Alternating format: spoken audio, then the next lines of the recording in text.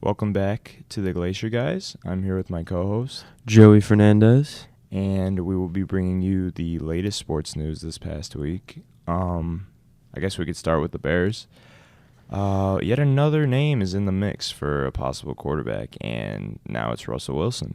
Yeah, I mean, I'm pretty hyped that his name's even being mentioned with the Bears, and that he would be willing to even consider them. I know, I was kind of surprised because you saw the list of teams. It was Cowboys, Saints. I'm like, all right, those are pretty storied franchises. They've had good quarterbacks. There was another team, and then Raiders. the Raiders, and then the Bears. I'm like, I feel like all these stars are just giving us false senses of hope because J.J. Watt with the Bears, Deshaun Watson with the Bears. We'll talk about that in a little bit, but I don't know. I feel like we're at a point where we kind of need to give up the house or part of it to get a good quarterback.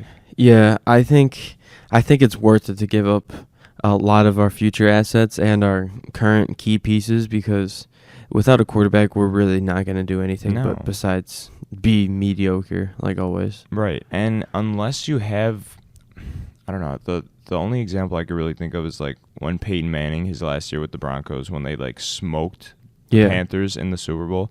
Their defense was incredible, and they still had weapons on offense. But I feel like the Bears just, I don't know.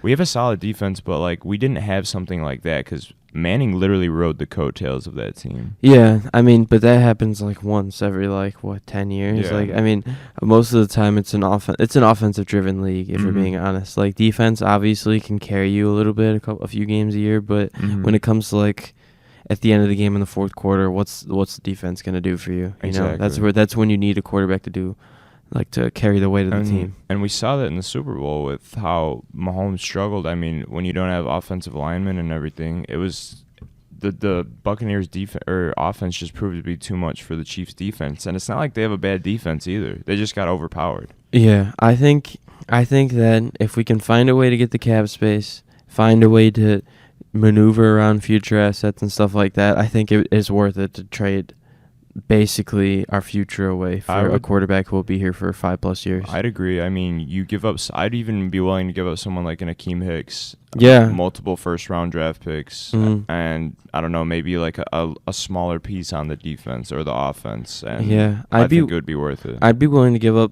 one of Jalen Johnson or Eddie Jackson also, to be honest with you. Because they might be more appealing to Seattle because they're younger pieces, but either way, they're gonna have to find a way to maneuver this if Russell Wilson, if the Seahawks ever become willing, because the Seahawks have shown no sign of being willing to give him up yet, but if somehow that relationship breaks apart, I mean, the Bears should be the first team on the phone. Right, because, I mean, Wilson did say, theoretically he wants to stay with the Seahawks, but, I mean, just we're basing this off a statement where he just gave, a few teams that he wouldn't mind going to, but, I mean, now's the time for the Bears to make a move, so.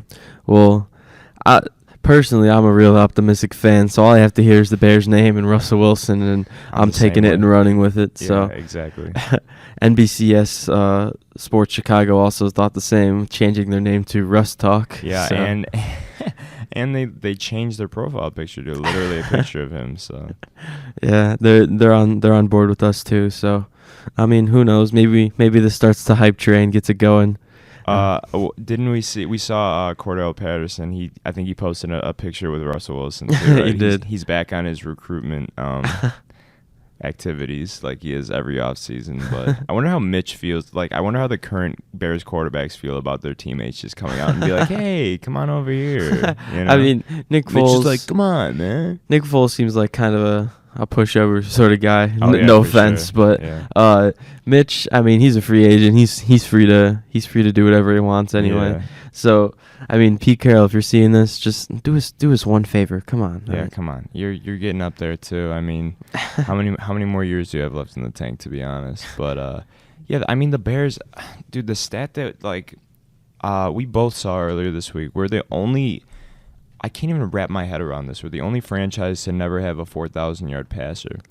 That's unbelievable. And the first owner of our team created the league. we're literally the oldest team, and we haven't had there's been multiple quarterbacks that have 5,000-yard passing seasons. Like, I just don't understand. Someone gave us a curse somewhere along the line. There's gotta be. Yeah. Like, I don't know who did something wrong to someone, but something's not right with the Bears. We've never had an elite, or I'd even say really good quarterback in the history of our team, which is just absurd. We've always had quarterbacks who like had the upside to be great, like Mitch and Jay Cutler. Yeah, Jay Cutler for sure. But like they never like completely put it together. You know what I mean? Yeah. So like I think we just at this point there's no point even like trying to find the next guy. I think we just got to find a known commodity. Yeah, we just got to go out there and kind of give up a lot for a good quarterback because honestly, it is the most important position in football without a doubt. Saying. Like I mean I know we have a bad offensive line and all that, but I don't care at this point. Like taking a tackle at 20 is not as worth it as trading for Russell Wilson or Deshaun Watson. Honestly, yeah, and if we do that, like, I'd rather trade for a quarterback like that and then use our draft picks to get offensive linemen as opposed to, like, moving up a little or staying in the same place getting a Kyle Trask, you know? Like, that's the Bears' way, though. It's uncertainty. They're like, oh, this guy has a lot of upside, and then he doesn't pan out. Or we just waste his career. Yeah, I mean,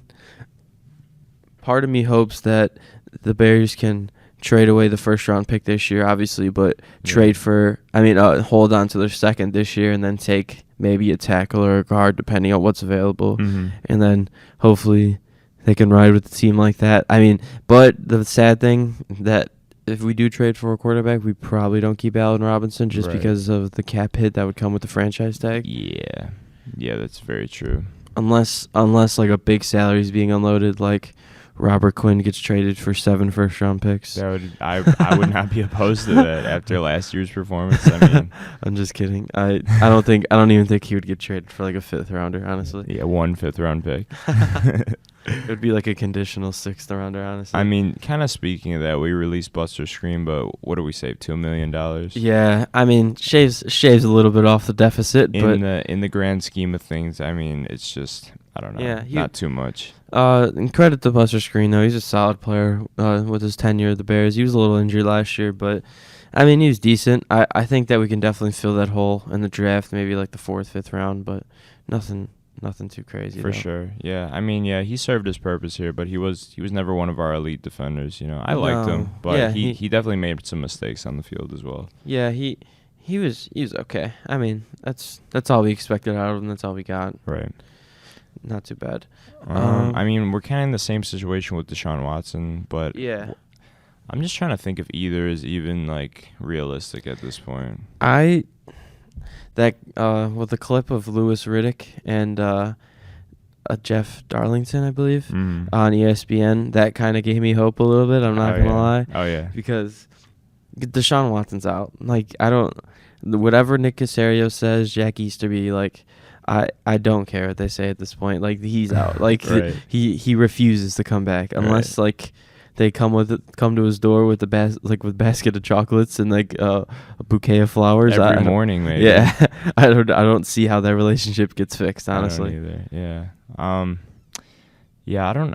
It's just like this is the first year. I mean, there's always hope in the offseason, but like we just have options now at quarterback, and like we need to just do something. Yeah, I mean, I know Dak's a pipe dream too. That would be nice, but I think my number one guy right now is Deshaun Watson. Yeah, I'd say so too. Because he's the most plausible out of all of them. So right. Yeah, I mean, I could see that happening above Russell Wilson for sure because it's kind of known that Watson does not want to stay in Houston. Yeah, he's willing to hold out and get fined every day to not be there anymore. Yeah. I mean, like Houston's got to let him go. There's no way they just let him sit there and take fines and not have a quarterback. might as well just take picks before the draft, you know? Yeah, exactly, for sure. And then with Mitch, the Bears are kind of leaving the door open, there's like a 1% chance that he comes back. But yeah, personally, I think they're just doing like that.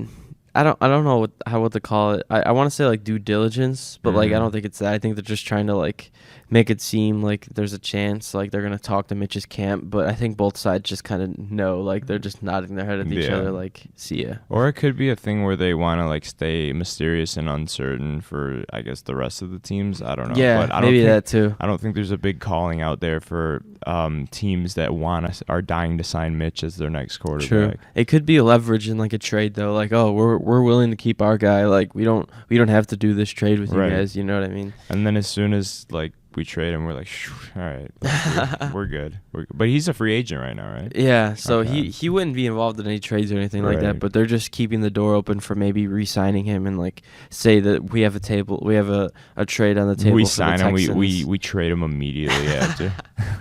The old NBA sign and trade. Oh yes. Oh yes. I don't know. It's going to be interesting to see what we do. Personally, with the ownership and just the way the Bears have gone, if I had to predict what would happen, I don't know. I could see us drafting like a Kyle Trask or something, but... Yeah, What would your prediction be for what's actually going to happen? My realistic prediction or my optimistic prediction? Let's hear both. Okay, my optimistic is Deshaun Watson under center first week. Okay. My realistic prediction, Nick Foles is starting week 1. Bro, that's going to be so depressing to see like that. Yeah. I feel like the defense is just going to be on the sideline like, what are we doing If I see Nick Foles with that visor ever on the field again for the Bears, I want us to lose every game. I don't think there's any point of trying to win 7 games. I really don't. No, it's like we're stuck in a limbo. It's either you tank or you kind of just shoot for the stars, you know? Yeah. But I mean, these last 2 seasons, 8-8. I mean, we made the playoffs. Yeah, that was a Mickey Mouse playoff spot, if I'm being honest. Or Nickelodeon playoff spot. MVP, Mitch Trubisky. That's got to add some value, right? I say so. And we scored our only touchdown as time was expiring. Jimmy Grant left the field, didn't even stay for the extra point. Great catch, by the way. That was a fantastic catch, yeah. And I think they slimed up the end zone for that one on Nick, so that was pretty sick.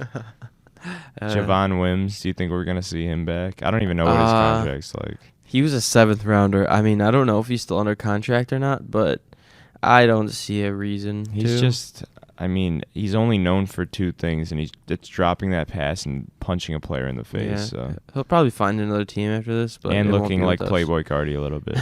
He does look like Playboy Cardi. That is true. Yeah, I think he's gone. I think Darnell Mooney and Anthony Miller maybe are 1 and 2 next year, honestly. Unless we draft one. Who knows? Could take a shot at Bateman, maybe. If we do trade for a quarterback, I mean, are we even going to be able to franchise tag Allen Robinson? I highly doubt it, because the franchise tag will be around $20 million, maybe a little more, maybe a little less, but that's still a lot of money. Right. And we don't really have that kind of cap right now to just kind of throw that around. I don't know how the salary cap works with like going over with the franchise tag. We may be able to do that, but we won't be able to sign a single soul besides them too. And if we do, like, all right, realistically, if we have like a Nick Foles or a Kyle Trask week 1, you think Allen Robinson is going to want to play for the Bears? Like, honestly. No, but I think in that situation he does get franchise tagged and we shop him. Yeah. But like that doesn't. I mean, I guess that makes me feel a little bit better than letting him walk for nothing. But like, how much better? You know? Yeah. When we could have gone out and got a quarterback, you know. So that's what I'm saying. Like, I don't know. Like, we could have handled this situation so much better, not paying Robert Quinn and maybe paying an offensive lineman or something like that. Yeah, exactly. I mean, there's a lot of different situations we could have done differently. Robert Quinn took whose place? Leonard Floyd? Yes. Yeah. And then he popped off with the Rams, but he's in a very good system. Getting paid less money. Yes, he definitely had a lot of cleanup sacks, but he still played better than Quinn. Oh, yeah. He played much better. Because he's still decent in the run game. Robert Quinn just didn't show a lot of effort in a lot of plays, you could tell. I mean, he had a few decent games towards the end of the season, but, like, it's not what we signed him for. There's quite a few snaps where he's just on the floor and the lineman's just sitting on him. Yeah. Don't remind me. Yeah, it's going to be interesting. I always hope for the best as a Bears fan, but it's kind of hard to at this point. Yeah. I've grown up fast as a Bears fan. Me too. As a kid, I always thought we had a chance, but... Well, with Jay, we'd start out like 6-1, 7-1, then he gets injured, and then we just go downhill. An offensive guru, Mark Trestman. Oh, yes. What was he here for 2 seasons, I think? Yep. Best offense in Bears history. Best offense in CFL history. That is true. Didn't translate too well. But moving on from the Bears, we could talk about J.J. Watt going to Arizona. Yeah. Kind of just came out of nowhere and posted a picture of him lifting with the shirt on. That was just odd. I mean, man, he could have done it in so many more cool ways. Yeah. I mean, like he could have done it like the picture wasn't even that sweet either. It was like kind of just high school recruitment videos where they like at the end of the video they have like the jersey on and they're like, go blue. Or he could have sat down and like picked a hat or something. Yeah. Like a when a high school player is choosing what college they're gonna pick. But like it was pretty anticlimactic. I feel good for. I mean, obviously DeAndre Hopkins is happy because they have chemistry. Yeah. So. We did allude to that in, a few podcasts ago about Hopkins posting that picture saying like they need to run it back or something like that. Yeah. So I mean, I guess DeAndre Hopkins is the best player GM in the league. Yeah, and then he posted that video that the life is good, you know what I mean? Future. And then there was something I saw on ESPN. It was either this morning or last night that Kyler Murray's already texting J.J. Watt reaching out, and they're like, they're just ready to go. He had a picture with him, I believe, when he was a senior in high school that he posted. That's pretty cool. I think J.J. Watt said something about like the only reason he came is because he believed in him or something. Yes, like that. I did see that. I mean, that's a great sign. I think that team I think that team would probably have a good locker room. Just judging. Oh yeah, for sure. They have a young coach who seems like he would be hip in parentheses. And then they got guys like D-Hop and JJ who played together. And I mean, having Chandler Jones and J.J. Watt, like they have the 2 most sacks since 2012. Yeah. So I feel, I mean, if I were Russell Wilson, I wouldn't want to stay in that division, you know. Hint, hint. Yeah, I think that if they get Hassan Reddick too, I don't know what their cap space is looking like, but if they can get Hassan Reddick back, who had over 10 sacks last year, it's a pretty nasty pass rush if you ask me. Oh yeah, for sure. For sure, no doubt. Maybe another interior guy, and they're looking pretty stacked up there. I mean, yeah, that the Cardinals. So you got the Niners, who are gonna probably bounce back a little bit, you know. Yeah, definitely. I think they'd easily win the division next year. Oh yeah, and then who I'm blanking right now. The Rams with Stafford. They're gonna be a better team. Retaining most of their team. Yeah, exactly. And they're definitely gonna be better. The Seahawks with Russell Wilson.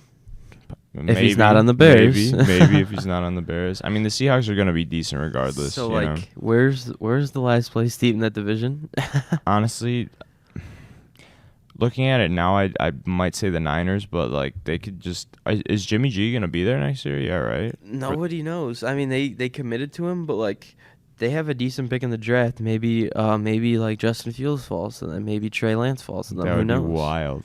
You know what I mean? Because I feel like every draft there's like one quarterback that'll just slip a little more than he expected to. Their team got mauled by injuries last year on defense. So they when they're healthy, I think they have one of the best defenses in the league. Yeah, and they didn't have George Kittle for a lot of last year. That's true. So and he's basically a wide receiver 1. Yeah, and they just need a quarterback that's not going to screw things up because Kyle Shanahan's going to have guys just sitting wide open anyway. And they're going to have a healthy Ayuk and a healthy Debo. Like, there hasn't been many games of them, too. They have speedy running backs, too, right? Oh, yeah. Raheem Mostert and Tevin Coleman and all those boys, yeah. I mean, and they just find guys. They'll probably draft one in, like, the 6th round that runs a 4.3 flat. No one even heard of. And that's the only thing he's known for. He probably is a 44-inch vert or something. Like, just ultra athlete. He's just going out there juking, hurdling, running past guys. But, I mean... The fact that now they have to play the Cardinals with J.J. Watt and Chandler Jones, that gives us another reason to hope that Russell Wilson's coming here next year. And a big thing for the 49ers, too, that I want to add is it depends on whether or not they re-sign Trent Williams, because he was the best tackle in football last year, but he's a free agent, so who knows? Yeah, it's going to be interesting to see how the NFL pans out this year. I mean, we've already seen – there was talks like this might be the biggest offseason for, like, quarterbacks moving around between teams, but I feel like there hasn't been a whole lot going on yet. Who knows though? Because free agency hasn't technically started. Yeah. But that is a crazy thing to say when Tom Brady was a free agent last year. Yeah. You know what I mean? Like that's saying something. Right. I mean, we've seen Carson Wentz go to Indy. We've seen Matthew Stafford and Jared Goff get traded for each other. That is true. I didn't think about those moves. I'm not gonna lie. And then Russell Wilson is rumored. Who knows? Deshaun Watson. I mean, I'd say it's a safe bet to say he's getting traded. Houston's just, I don't know what's been going on in Houston the last year and a half. Yeah. But. And then Dak is asking for right under Mahomes' money. So I see him getting franchised, but he's looking for a long-term deal. He's technically a free agent. Oh, yeah. I wouldn't mind if the Bears went out and got Dak, to be honest with you, but we would have to pay him a fortune. Oregon stud Marcus Mariota is technically available for trade. That would basically honestly, that would be like getting Mitch back. That's what I feel like that would be. Well, yeah, what else would what's our upside when that happens? Nothing. The coolest thing we're gonna see is throwing a touchdown past himself. Yeah. If you look up Marcus Mariota career highlights, just that video on a loop. That might happen once when he's here, and that would be pretty cool to see. So that's worth buying a jersey over, I'd say. Oh yeah, baby. There's a lot of uncertainty right now with the NFL, but we'll see what happens. There's still a lot of time. When does free agency start? Right before the draft, I believe. I don't know if it's changed or not because of COVID, because the draft is usually March, but they got pushed back to June, May. So it's kind of brutal. Yeah, we'll see what happens. There's still some time. We can move into some MLB spring training started. Russa's got the boys playing. Oh yeah, Vaughn, man, goes deep in his first game. Yep, he that's what you expect out of a guy like that. Yeah. The first game draws 2 walks. The second game goes deep. That's exactly the kind of stat line you're looking for from him. Right now he's looking like a great DH. It's kind of too hard to tell because we're only 3 games into spring training. But man, just seeing him go yard, that was such a I don't know, confidence booster. I feel like he's so willing. He's so willing to wait for his pitch. That's what I think the best part about him is. Why. Yeah, his plate discipline, like we said in the last podcast, it's fantastic. Yeah, he just waits for that. He waits for that moment to strike. He'll take a few walks, so maybe fight off a few 2-strike counts. But when he gets that pitch over the middle, it's gonna go. And then Giolito's first game, outside of that solo shot that he gave up, he struck out 4 in 2 innings. He looked really good. So. Yeah, you're just looking for the stuff, honestly. You're just looking for control and stuff at that point. You're not really looking for crazy results just because it's spring training. It's his first start. It's early, so. Yeah, he's probably not even sitting at the velo that he wants to sit at right now anyway. His slider probably isn't breaking as much as he wants it to yet. Right. Everybody's kind of just working out the kinks, getting everything ready for the season. So. Yeah, sometimes there's guys working on stuff and you don't even know it, and they won't tell you obviously. But a few years ago, I believe I don't know who it was. I think it was Wade Davis. He was he went out there and he gave up 5 home runs, and he literally just threw fastballs the whole inning. He threw 25 fastballs in spring training. Yeah, he didn't tell anyone that he was going to do that, but he was just working on his fastball. That's so funny. And at that point, it's it's not against your stats, so who cares? No, you're just trying to get ready. That's all. Exactly. Huge deal. Yeah, and then some other key things I want to talk about today. Actually, as we were filming it, number 1 prospect Wander Franco just had an absolute bomb. Really? Yeah, no doubt home run. Oh my gosh. Pretty nice clip. If you haven't seen it yet, go check it out. Another key. Well, not another key, but another cool moment I thought was Hunter Green coming back. He was a first-round pick a few years ago to the Cincinnati Reds out of high school. And he has probably the best arm in pro baseball as a pitcher. He came out and threw 101, 102, and then 103. Sheesh. Just easy speed. Yeah. Thought that was something you should touch on, or we should touch on. But besides that, nothing too crazy. No, going on spring training. Like we said, we're only the White Sox at least are only 3 games into spring training, so yeah, it's too early to tell, make any observations. Yeah, right. But Vaughn's looking good so far. Yeah. I guess that's one observation that we've already made, but you could definitely make a case for that. Yeah. Another thing that happened, I guess, was Abreu coming up to the plate with bases loaded in one of the games, and then the other coach in the Rangers ending the inning. Yeah. They took some heat for that. Booing.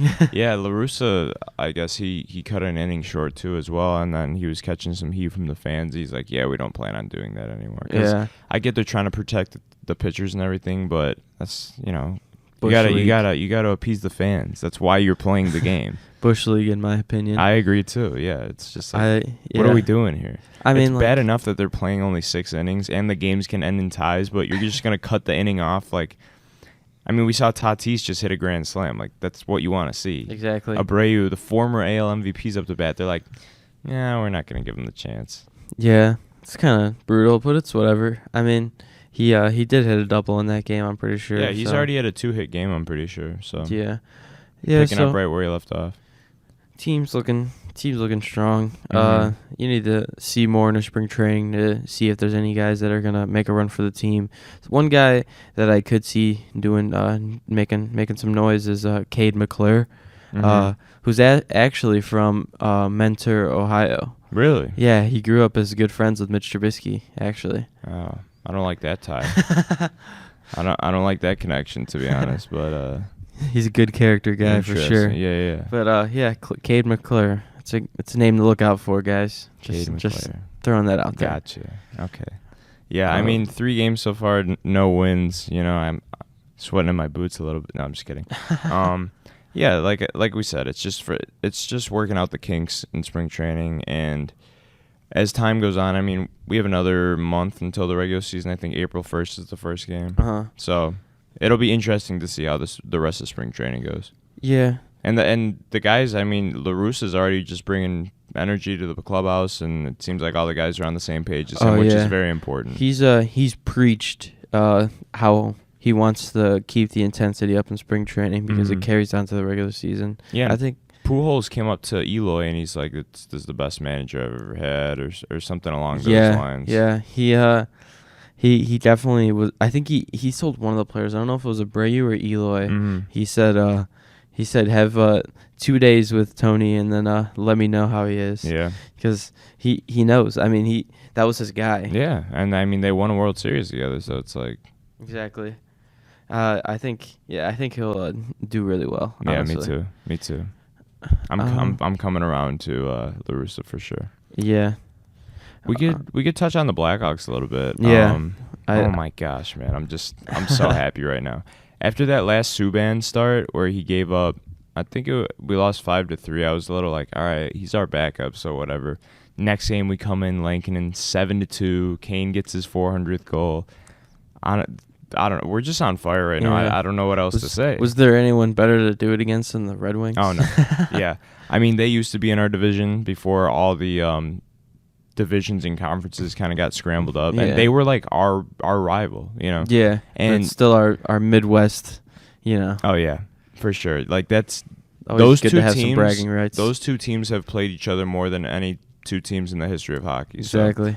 So, even despite the Red Wings not being that great of a team anymore, it just feels good to be a team like that. It's always a little satisfying, I feel like. And they are in our division this season just because of COVID and everything getting scrambled. But yeah. I mean, we just look fantastic right now. I don't know what else to say. 7-3 in our last 10. All right, I'm gonna pose this question to you. I know they're in 4th place right now, and is it top 3 that makes it? I want to say it's top 4.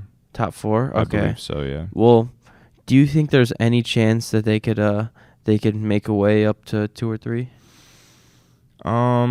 I'd say yeah, to be honest with you, because the Hurricanes, they're a pretty good team. The Panthers are kind of just starting off hot. Like, they have Coach Quenneville as their coach, former Blackhawks coach, so he's going to go in and make an impact. But I could see us overtaking the Panthers and the Hurricanes, to be honest with you.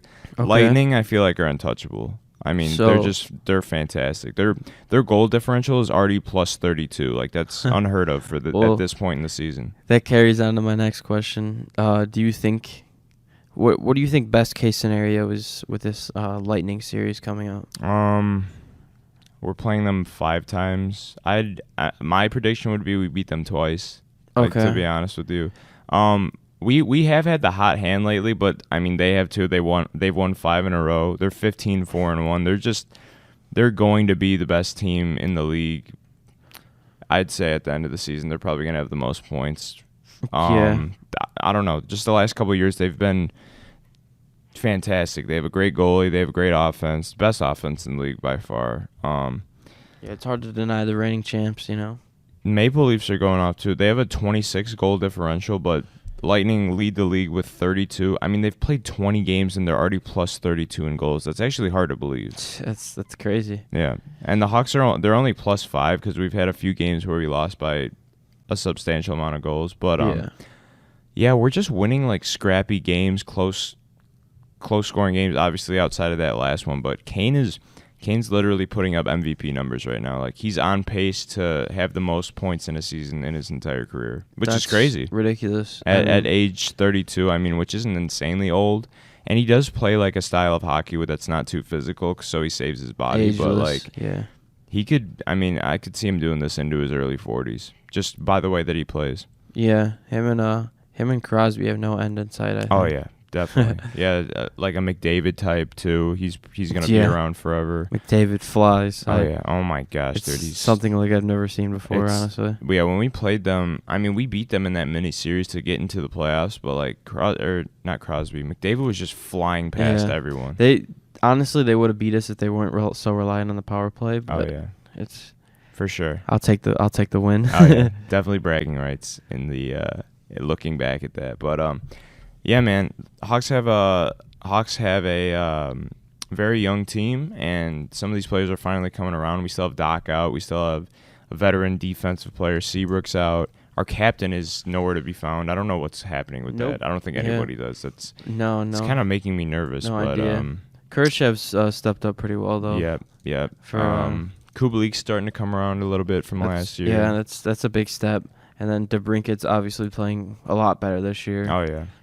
He started out a little slow this season, but he's had like 7 goals in the last 12 games or something, which is very good.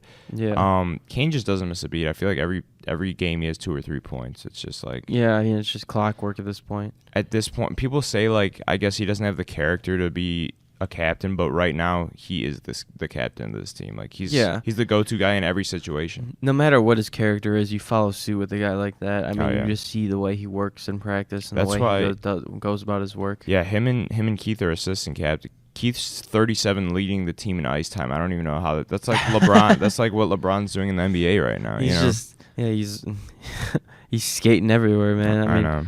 Like I don't. Like he doesn't. I mean, he's slowed up a little bit, obviously, because he's 37. But like, he's still pretty good. This year, it looks like there's a pep in his step compared to the last couple seasons. I don't know what happened. Maybe it's the flow, but yeah, his hair is immaculate. Anyways, Keith. I don't know, man. Him and Kane are just looking like the best. I wouldn't say Keith's looking the best that he has ever been, but like compared to the last couple years, he's definitely doing better. And then Kane.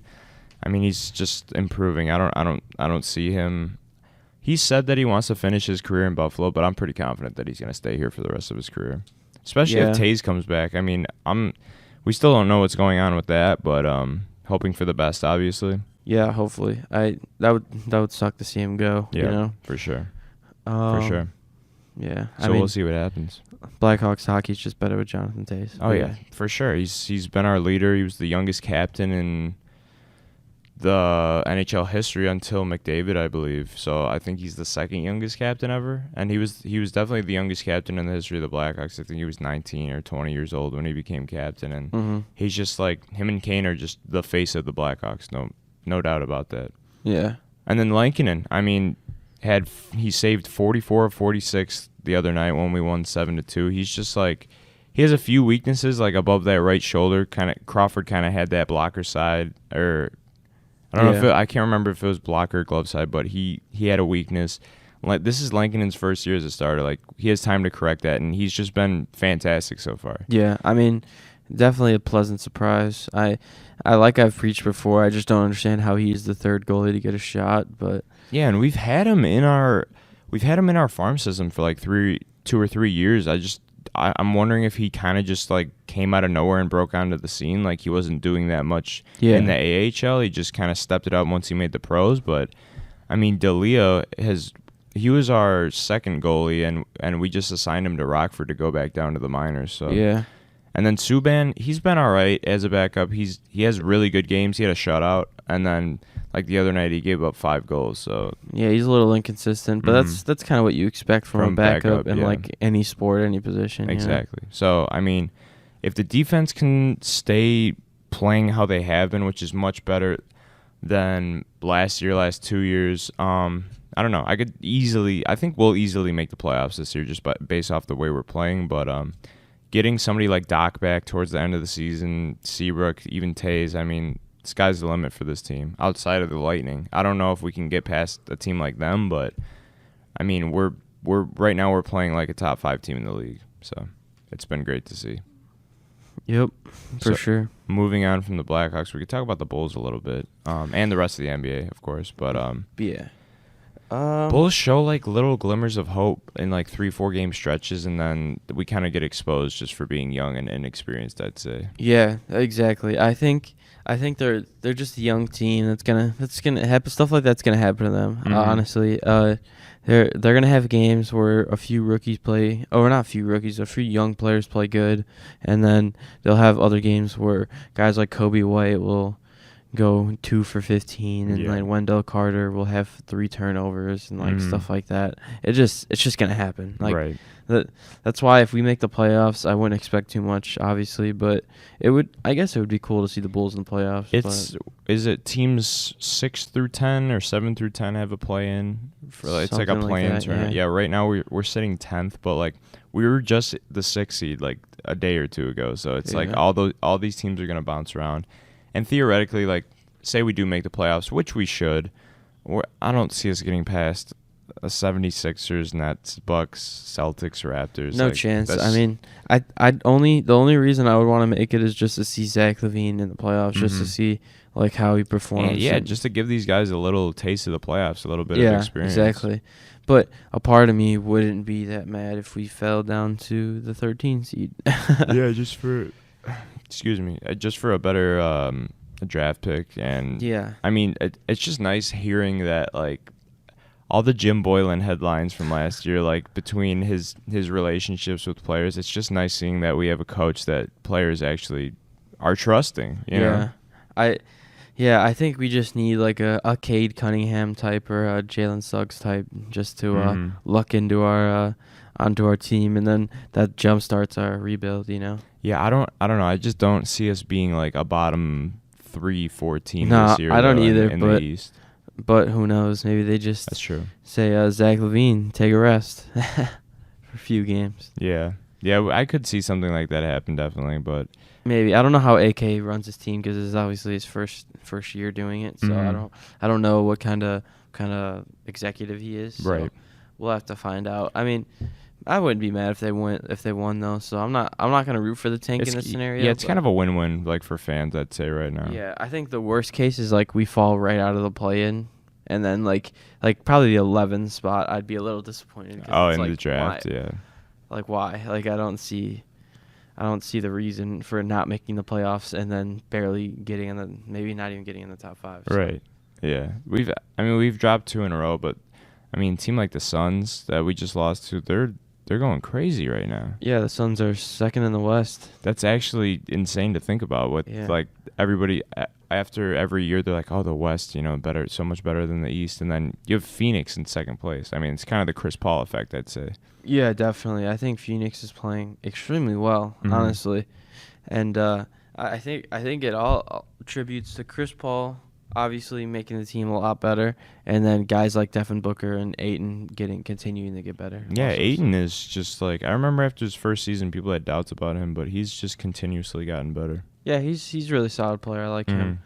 I don't know if he'll ever have like superstar potential, but I think he'll have a solid all-star potential. For sure. Which and then fine. Frank Kaminsky's coming off the bench. He's doing all right. Yeah. I've always been a Frank Kaminsky guy because he's a known White Sox fan. He goes to the games and stuff like that. Where's he? Do you know where he's from, like, exactly? In Illinois or Naperville? Okay, I believe. Gotcha. So yeah, another team that's just completely. I mean, we expected them to be good, but like 27-8 Jazz. Yeah, they're like number 1 seed in the West. I forgot how many straight games they won, but I think it was around 15. They're just like, I don't know. They're losing some games, but like you can't win every game, obviously. Yeah. They're just going off for, I don't know what the reason is, to be honest. Like Donovan Mitchell. They're an extremely well coached team. Mm-hmm. Quinn Snyder's always done a good job with them. Like just they've always been solid. But then I don't know, this year maybe like Mike Conley another year in the system clicked better with Donovan and Rudy. Jordan Clarkson's having a career year as well. Yeah, him too. He's actually coming around for once. Yeah, I mean they have solid players. I mean Joe Ingles, Derek Favors. Yeah, I mean nothing too crazy, but like they're a good team.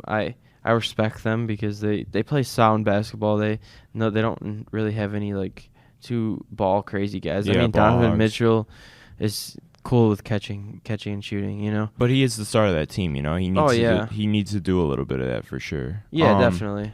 Yeah, but they remind me of like a very well coached like a team like the Spurs, you know. Yeah, I was thinking very the same thing. very reminiscent of a Spurs team. Yeah. Rudy Gobert, obviously one of the best defensive players in the league too. So.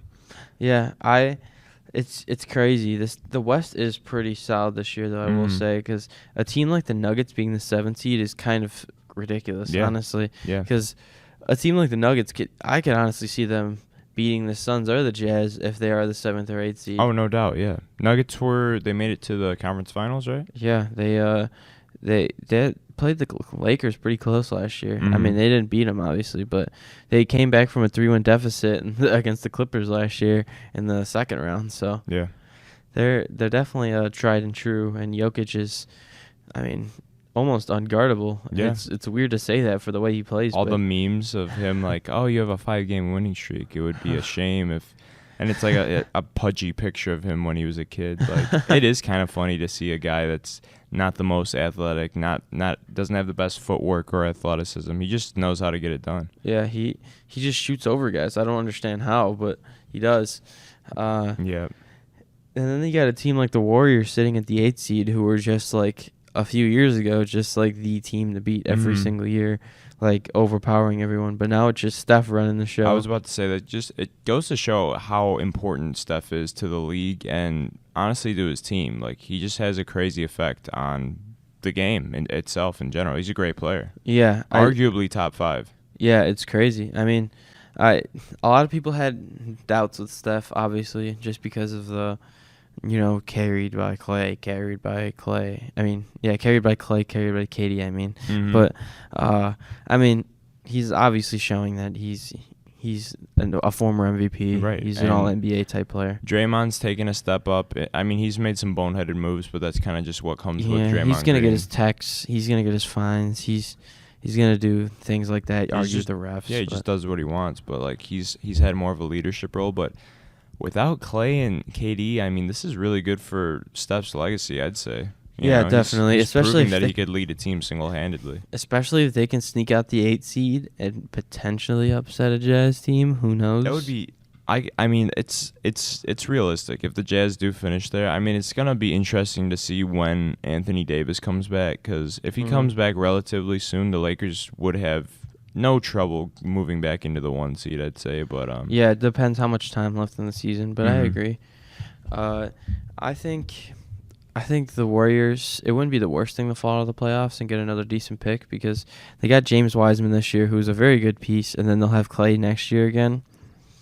All they need is one more young player, and then that team's kind of very good. Oh yeah, I'd say the same. I mean, they have Andrew Wiggins, who's fairly young, right, mid-20s. Yeah, they got Andrew Wiggins, Draymond, Clay, Steph, Wiseman, Kelly Oubre. Yeah, and then one more player. That's a pretty nasty team. Yeah, that's like a 4 or 5 seed every year. Yeah, they might be able to compete with a team like the Clippers. I mean, maybe even give the Lakers some trouble. I don't think they'll beat them. But no, I agree for sure. Clippers are kind of just like, I don't know, they're a weird team to treading water. Yeah, they're just gonna sit there around the 2 to 5 seed, and then get into the playoffs, and who knows what could happen. They're a very unpredictable playoff team. I agree with that. Yeah, because we've seen Kawhi take over games in the playoffs many times, and then he single-handedly led. They had Kyle Lowry, but like they were literally like, all right, DeMar DeRozan can't do this for us, so we're just gonna go get Kawhi, and he like won the championship for them. That's what I'm saying. And then theoretically, Paul George is a good player. Yeah. It's just, I don't know. He just needs to get over the hump in the playoffs. That's it. Yeah. Maybe he just needs Kawhi to take over, and then he'll be able to feed off of it. Kind of like what happened with Kyle Lowry, because Kyle Lowry always was notoriously not good in the playoffs, but then once Kawhi got there, he didn't have to do as much. So right. He was more comfortable. I forgot about that, all the memes and everything. How he'd be like, he would almost, I think there were a few games he almost had 0 points. Right? Yeah, they used to call it LeBronto because he would go there in with the Cavs and LeBron every year. Yeah, and Toronto would always have like the number 1 seed in the East, and then LeBron would come in and just drop 45 every game and just be like, all right, see you guys next year. Yeah, seriously. Yeah, that's crazy. I think that was only like 4 or 5 years ago. You know? I know DeMar DeRozan and Kyle Lowry messing around in the locker room and stuff. I remember. DeMar still. The Spurs are 18-13. They're 5 seed in the East. They're obviously probably the best coached team in the league, right up there with them. And then DeMar's he's just a great player. Yeah, I saw a tweet. I don't know if it was Lonnie Walker or Deontay Murray, but one of the two were complaining about DeMar DeRozan not even being considered for an All-Star because they were like, well, last year you said that he didn't make the playoffs. He wasn't in the playoffs, but this year he's bringing his team to the playoffs, and you're not even going to consider him? Yeah, that's 20 points per game. 7.3 assists, 5 rebounds. That's not bad at all. No, not at all. But I'm sure it's a decent percentage. The West is stacked too. So yeah, I can see it. It's just he's shooting 49% from the field. That's pretty damn good.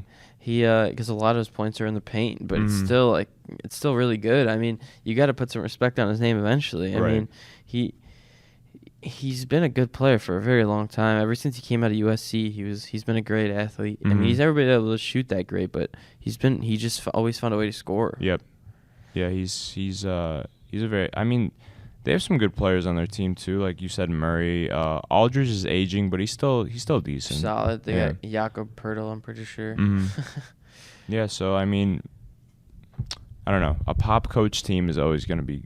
Yeah, pretty good. And they're always going to have fundamentally sound players that are always going to do the right thing and make the right pass. Like a Tony Parker. That's Manu. A perfect example. Yeah, both those guys. So, it'll be interesting to see. But my pick is still the Lakers out of the West, to be honest. If AD comes back, 100%. Me too.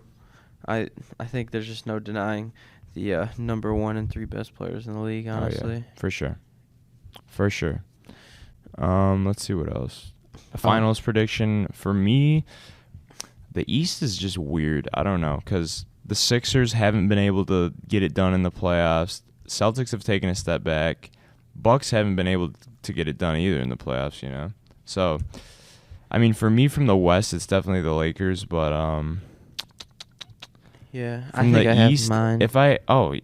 I'd say the Nets. Yeah. Yeah, that's what mine was. It was Lakers Nets. I don't know why that slipped my mind, but yeah, I know the Nets aren't necessarily playing like the best team all the time, but when it comes down to it, I trust those 3 guys more than I trust a guy like Ben Simmons. Yeah, and then at the end of the day, I feel like, it is the regular season of a pro sport, but I feel like there's some games they just don't care.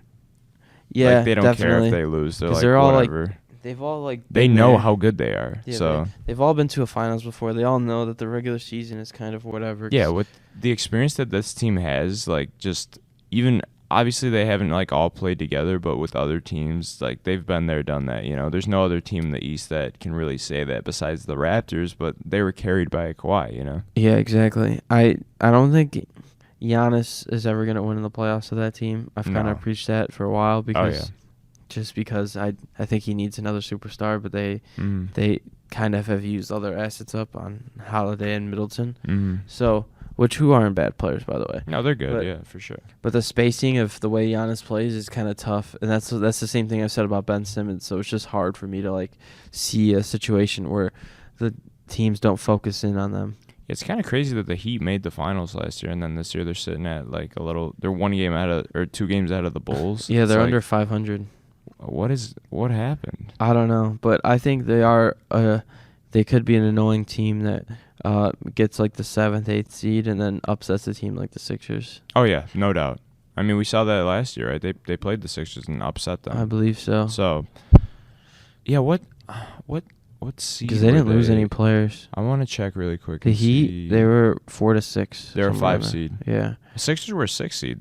That's interesting. I thought they'd be higher than that, but this year, yeah, they're probably gonna finish at that 2-3 seed, and then they might play a team like the Heat, and if the Heat wins, like we said, don't be surprised. No, don't. Yeah, no way.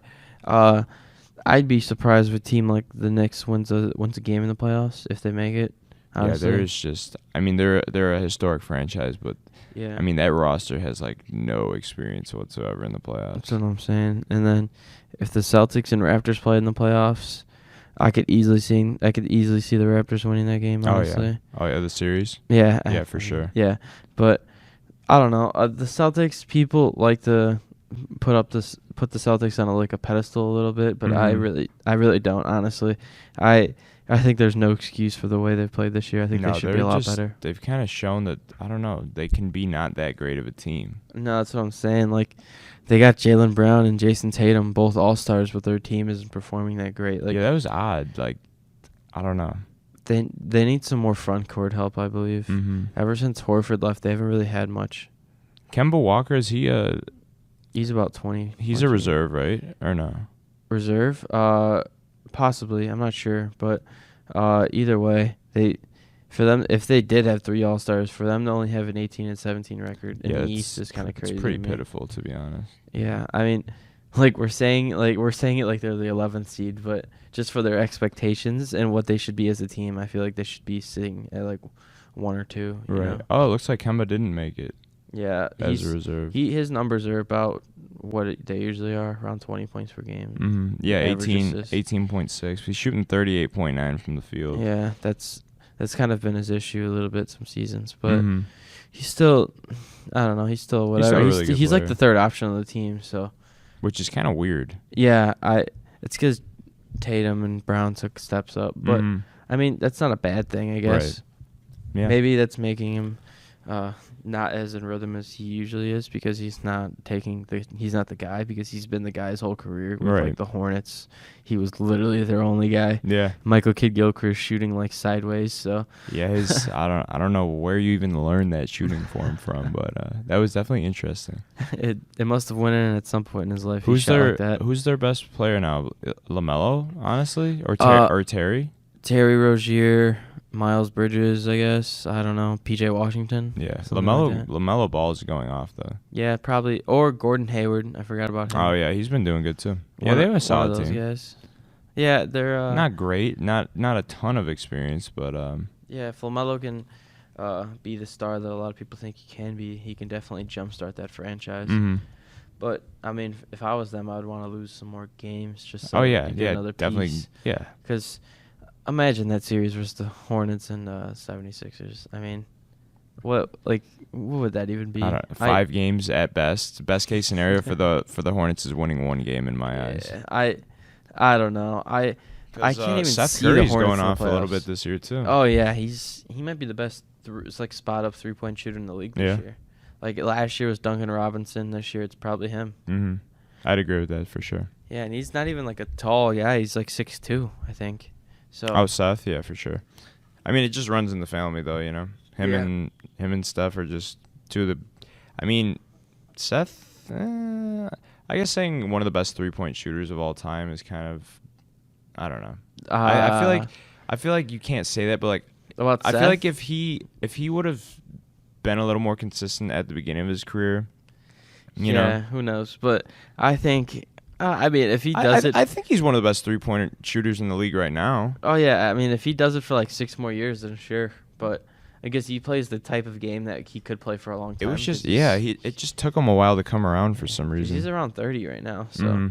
But if he could play till he's 36, I could see it. I mean, he kind of just sits in the corner and shoots threes for a living. So I mean, I don't see why not. Outside of say something happens with Anthony Davis, like the Lakers, I don't really see them going that far in the playoffs without him. But if the Lakers aren't healthy going into the playoffs, I could see my second pick would be the Clippers for the finals, to be honest with you. I could see that for sure. I think I would go Nuggets. Nuggets? Yeah, it might be just because I want to see them there. I feel like that would be dope. Like Nuggets. Oh, yeah, that would be awesome. That would be such a weird finals.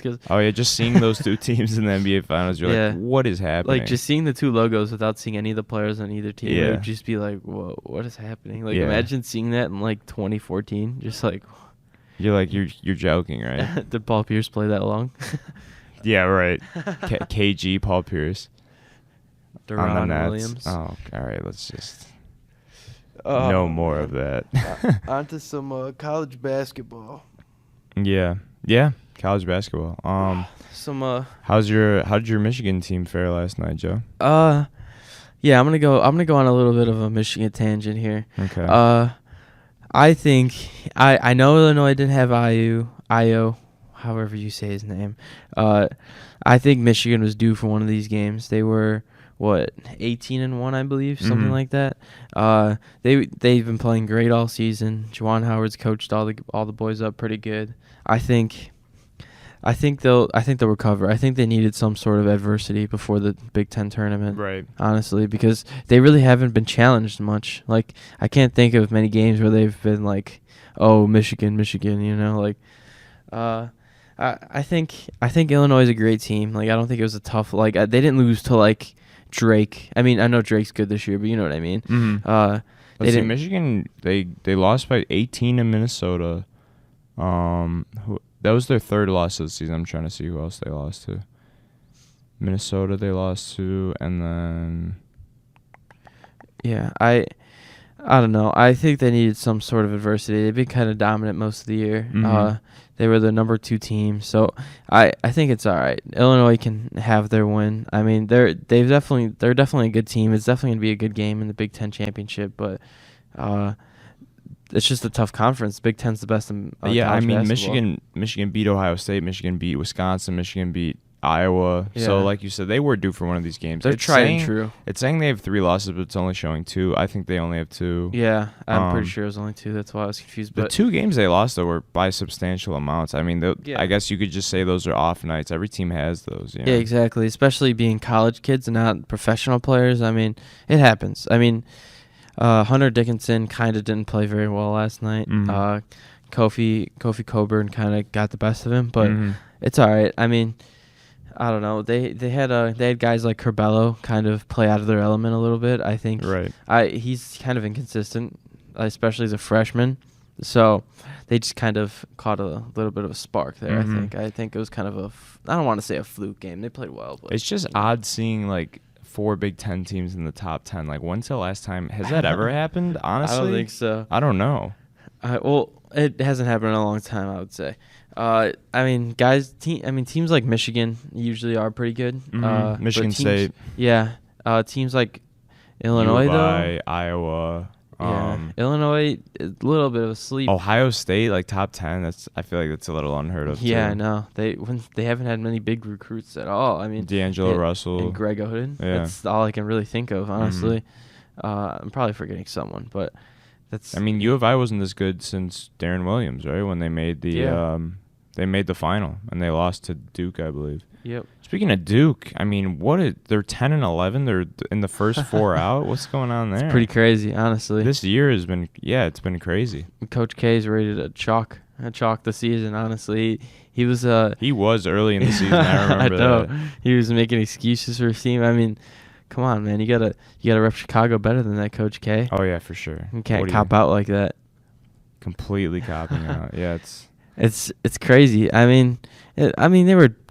It's got to happen eventually, right? Like they've been at the top for so long. Like they've gotten all the best recruiting classes besides Kentucky in the last like 10 years plus. So in Kentucky this year, 8-15. Yeah. Coach Cal, he came out and even said he's like, I don't know why I scheduled the games this year so hard because they have a very young team. And he like scheduled it so that they play some of the best teams. They're 8-15, 7-9 in conference. Are they in position to make the tournament? I don't even know. No, I don't right? think so. But I mean, it's just a weird year for college it is coaches, for sure. I think, because it was Kansas is struggling too. It was a little tough for them to recruit, I guess. Maybe that's what I'm assuming at least. But I think most coaches are probably chalking this year up and just trying to focus on the next few years and try to build their players up, because a lot of kids are probably going to stay.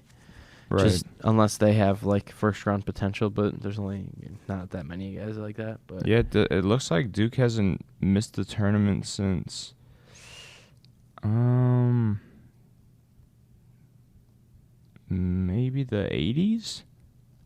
That's what it's looking like. I mean, seem too surprising because they were dominant all throughout the 90s and ever since then. Yeah, they had like Leitner and then 2000s, 2010s. They've been dominant for as long as I can remember. So. Yeah, they had Jay Williams, I believe, too. Jay Williams, Shane Battier, J.J. Redick, Sheldon Williams, yeah. Shane Battier haunts my dreams, so I hate hearing his name just because of those Heat days. Oh, yeah. As a Bulls fan, those Heat days were I don't know. We gave them a run for their money a few times, but yeah, LeBron James. They always had our sort of ruined my childhood. He terrorized my city, but it's all right. It happens, but. Second best player of all time. Like, what do you expect? Yeah, the Bulls will rule the next 10. It's all right. Hopefully we see that. Another good point to make. I mean, Gonzaga is clearly the best team in basketball this year. They're just like a well-oiled machine. I really think the close second is Baylor, though, by far. I really like their team a lot. I think they just won the Big 12 yesterday. Actually, the first time in 70 years. Was it? Really? Yeah. Oh my god! It's actually ridiculous to hear, right? But because they're always ranked, I feel like notoriously good, yeah. But wow, well, when you have who usually wins? Like Kansas. I mean Oklahoma, I guess. I don't know if they won the Trae Young. Nah, probably not. But usually Kansas. Yeah, that's actually crazy because, like I said, they always have a pretty decent basketball team. Yeah, they're always in the running. I don't know. Baylor usually has good sports programs too. It's pretty crazy. 70 years. Yeah, that is very unheard of. I don't know. Good for them though. For sure. They have one loss, and that's to who? Gonzaga, right? I believe so. They had a really close game against 6th-ranked West Virginia yesterday to seal it. It was a great game, honestly. Yeah, I watched that game too. Questionable calls at the end. Oh, yeah, from the refs for sure. Yeah. But they pulled it out. So. Yeah, I mean, they're how did Michigan? I wonder how they got ahead of them in the rankings. I don't know. They both had the same record, I believe.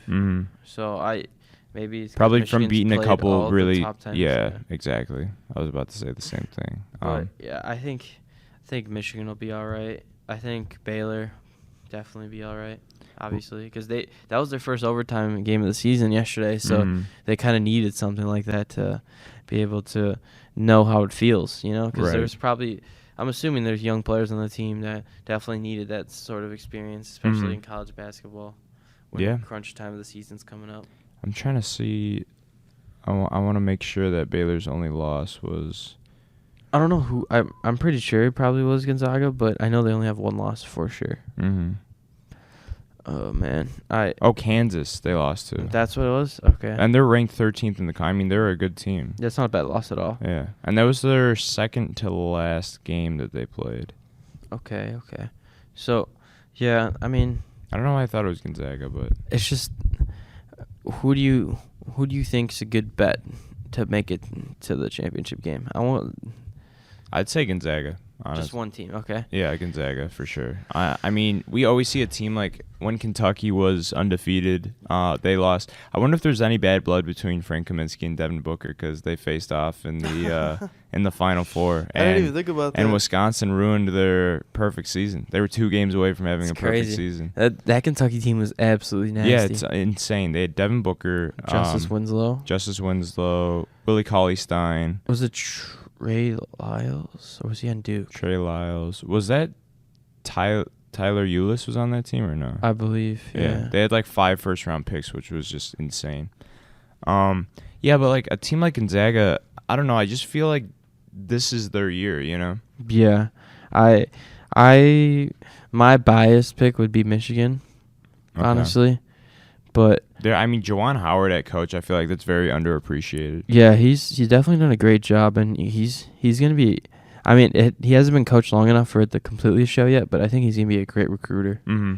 Like, I think he can really relate to these players. Yeah, I think he can really convince. He can be a good recruiter. Mm-hmm. That's all I gotta say. Gonzaga, 2019 Elite Eight. They made the tournament they made the championship in 2017. I think that was the year they lost to Villanova.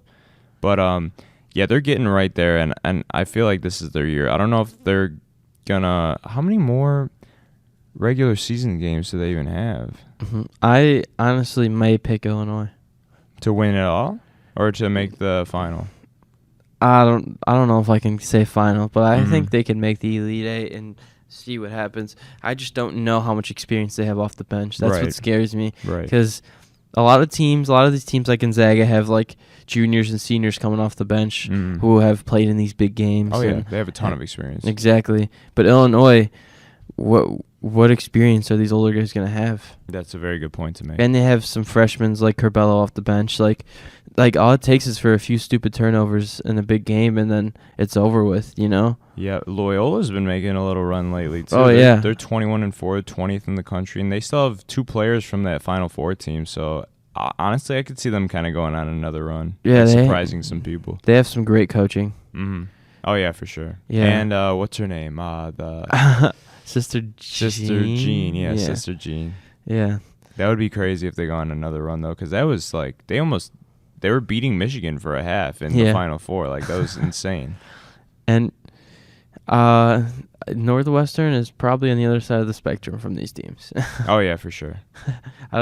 They were I forgot, it was a few years back when they went on a run, right? In the tournament. Yeah, but they haven't their better days are behind them, but they'll be all right in a few years. I think they probably need a coaching change. 7-14, yeah, that's not great. Yeah, I mean second to last in the Big Ten. Yeah, who's last? I think Nebraska's last. What a surprise! Yeah, they're I feel like as an athletic program, they just took a step in the wrong direction somewhere along the line, you know. Who, Nebraska or Northwestern? Nebraska. Oh yeah, they're the wrestling program's good. Mm-hmm. That's about they it. used to be elite at football, like very elite, but I don't know what happened to that either. Yeah, I mean sometimes it just takes one wrong coaching decision and then things go downhill. For sure. Yeah, so for college basketball, I mean, I'd say the clear-cut favorite is Gonzaga, but with March Madness, you never truly know what's going to happen. Yep. Let's move on to some UFC. Mm-hmm. Coming up this Saturday, right? I believe so. Mm-hmm. The Israel Adesanya fight. He's moving up to light heavyweight to fight Jan Blachowicz. Hard-hitting Polish. Mm-hmm.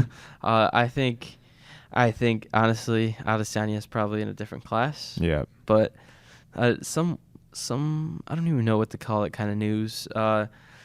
Israel is staying at 190 for the fight when the limit is 205 for light heavyweight. Yeah, I think it was specifically 193, and Jan's going to be right around that 205. I feel like that might. I don't even think that's gonna come back to haunt Adesanya. I think that's gonna help him out because he's gonna maintain like some speed over Jan. He's already a faster fighter than him, but I don't know. Yeah, I think Israel's definitely gonna just outclass him. Mm-hmm. And I mean, I'd say he's pound for pound one of the best fighters in the world right now, Adesanya. You know? Yeah, I think he definitely is probably top 4, top 3. Top 3, I'd say. Yeah, pound you put him right there with Khabib and Jon Jones. Yeah, I'd say so. I think he's a little behind those guys, but I think he's definitely like in the conversation. Yeah. He is ducking down Jon Jones though. He's like, 2 more years. Yeah, as Jon Jones is aging, but it's all right. I think Jon Jones will still win anyway, but unless some sort of injury happens. But I think Israel's kind of one of those guys that you either love him or you hate him. Yeah, he's almost like a Conor type, just like with his image in the sport, you know. And he's bringing a lot of eyes. Like he's definitely one of the biggest names in MMA world right now. Because he goes viral quite a lot with his tweets and stuff like that, attacking guys or like saying trash talking and all that stuff. And I love seeing. I think it was on Joe Rogan. He's like, "I will die in the ring." Like that. That fires me up, man. You know that makes people want to watch you.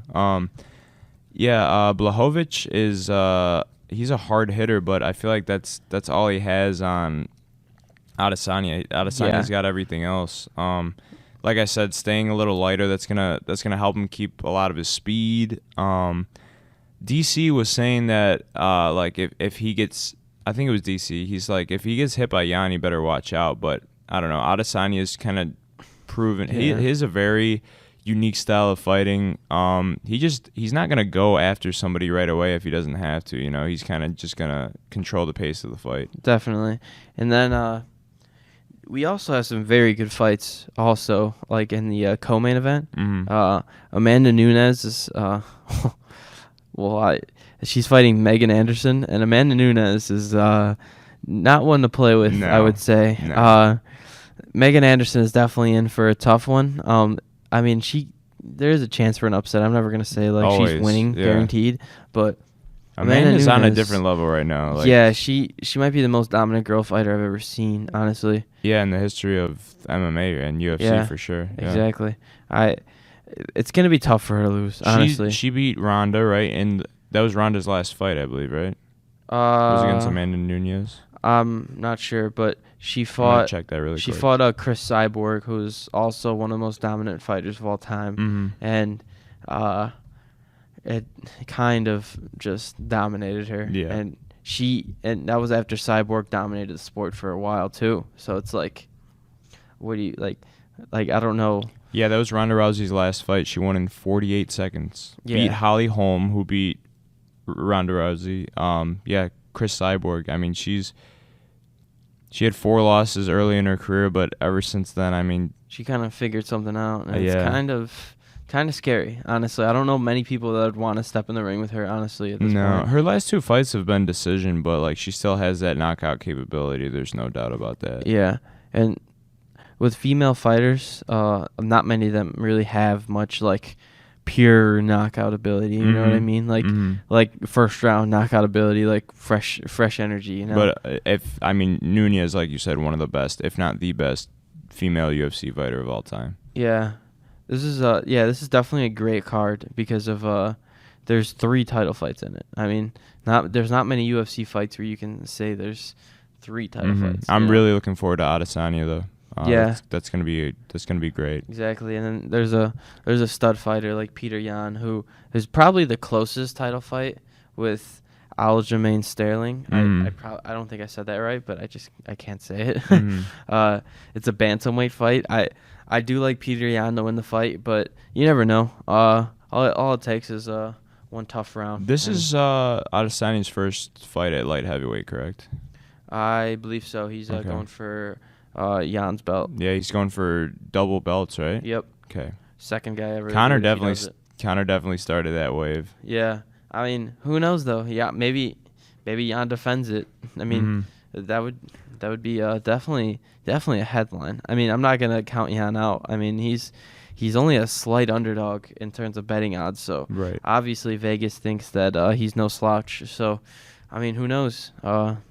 Maybe Israel gets upset. Yeah, that would be something for sure. Jon Jones is, let's see, he's fighting at what? What's his like? What does he usually fight at? He usually fights at light heavyweight. Heavyweight. He's moving up to heavyweight though, right? Yeah. Or talking about it. Yeah, rumored. Okay. He's also posted like pictures and videos of him bulking up pretty heavily. So yeah, I mean, but he could definitely move up or down as much as he wanted, just because he's Jon Jones and he's an animal. So yeah, he's. I mean, safe to say best UFC fighter of all time? Yeah, I believe so. I'd say that for sure. Pound for pound, yes. I mean, if he didn't have all those suspensions and charges. And his only loss was because he beat a guy too badly with the illegal elbows, you know? Like, just seeing that one loss, it makes me mad because he did not lose that fight. Yeah, I know. It's pretty ridiculous, but, I mean, it's his own fault, so you can't really... On Joe Rogan, I forgot who they were talking about. There was one fight where, like, he looked kind of sloppy in. and he took it the distance. He's like, yeah, I was just doing coke like a week before this fight and stayed up for 24 hours. Yeah, he had a ritual of every time he fought, like 1 week, he would completely black out before, like the weekend before, he would just completely black out. Yeah, I could see it. He's kind of a different breed. He's insane compared to other people. He reminds me of like a Dennis Rodman type of guy, you know? Yeah, he's just such a freak athlete that he probably could go out there without training and beat 60% of UFC fighters. Yeah, I mean, like maybe more than that, you know? Yeah. I mean, like, he wouldn't beat, like, the best of the best, obviously. But, I mean, I know his last fight with Dominic Reyes was pretty close, pretty questionable call. But I still think he's the GOAT. I mean, no doubt. I agree with you. Yeah, it's going to be – I think Adesanya is going to – I mean, he could easily dominate this fight. But, you know, first fight in light heavyweight, nothing's guaranteed. Yeah, Jan Blachowicz could definitely overwhelm him with his strength. Who knows? For sure. Because he's definitely going to have size on him, so maybe he could play that to his advantage. Who knows what his game plan is? Right. Yeah, it's going to be a great card, like you said, though. 3 title fights, right? Yeah, can't wait to watch that one. Same. Anything else we should talk about? I think we're good, right? I think I'm good. Yep. Yeah, these next couple weeks with spring training and everything, NFL free agency coming up relatively soon. It's going to be interesting. There's going to be a lot of big moves, I'd say. Yeah, definitely. There's definitely going to be more in-depth spring training stuff to talk about within the next week or so. For sure. Just with like what players are standing out, what players are struggling. Getting the lineup kind of closer to starting day, opening day, I should say. Yep. If any players could have a chance to break through or anything like that. How the NBA standings shake out. See if the Hawks can continue to be as good as they have been. Yep. Whether Deshaun Watson's on the Bears or Russell Wilson's on the Bears. Yeah, it's gonna be one of those two, though. Yeah, definitely. Come open. It's definitely not gonna be Nick Foles. Yeah, definitely not. All right. This has been another episode of the Glacier Guys. You could find these episodes on the library's YouTube and SoundCloud pages. There will also be a link posted on the Glacier. Thank you guys for listening, and we will see you next week. Peace.